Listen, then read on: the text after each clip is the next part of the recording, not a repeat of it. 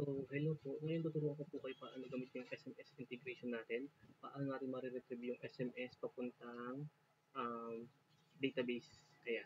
Kung napansin nyo dito, hindi pa connected yung web app since hindi pa naka-open yung app. So, dito i-open ko lang.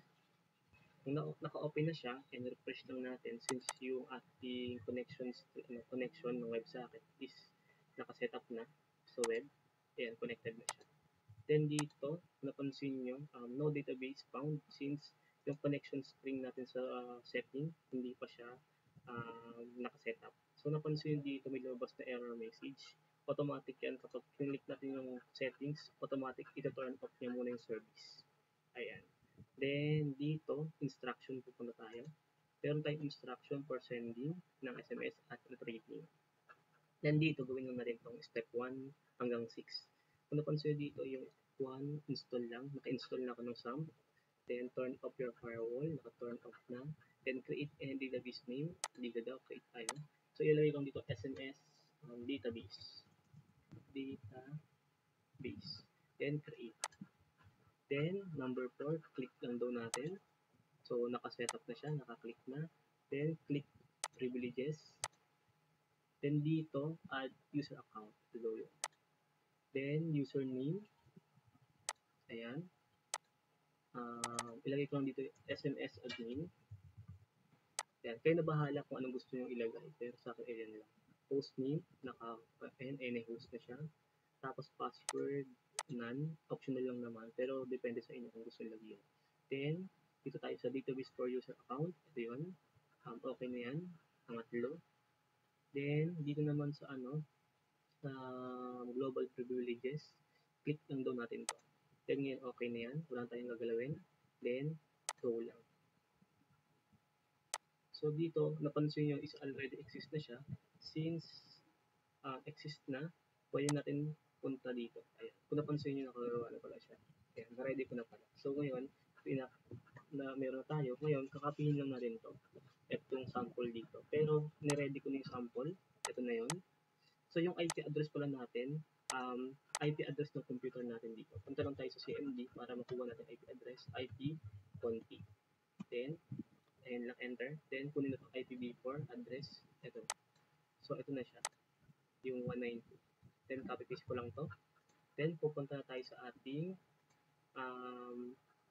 setting. Ayan. Then, sa setting, pag binali natin yan, sinave natin, yan, connection failed yan kasi nga wala mong VM IP. So, dito, i-paste lang natin yung connection string, then save.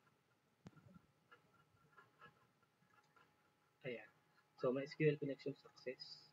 So, okay na. Then, dito, pwede natin ito i-run yung service status.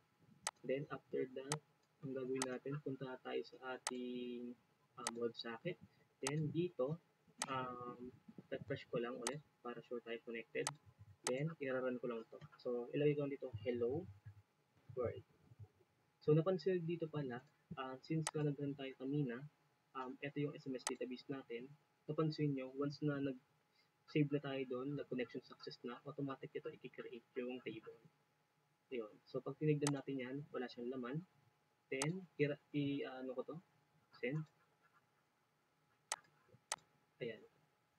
Kung napansin nyo, nag-queue na siya. Q1.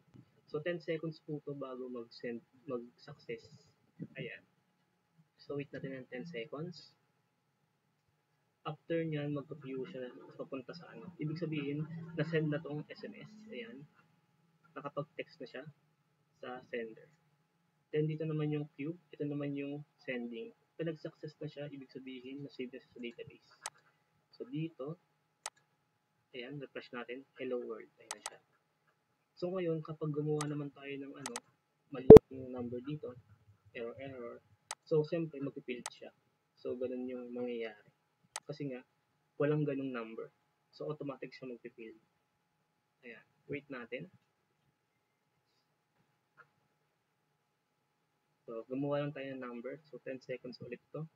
So, viewing. So, napansin nyo, success siya muna. Pero, since nga mag-error yan, mag-error sa database, i-field niya yung ating sinend. So, wait natin. So, napansin nyo, wala. Q0 and failed. So, siyempre ko lang ganitong number. So, ganun yung ganun nag-work yung ating SMS integration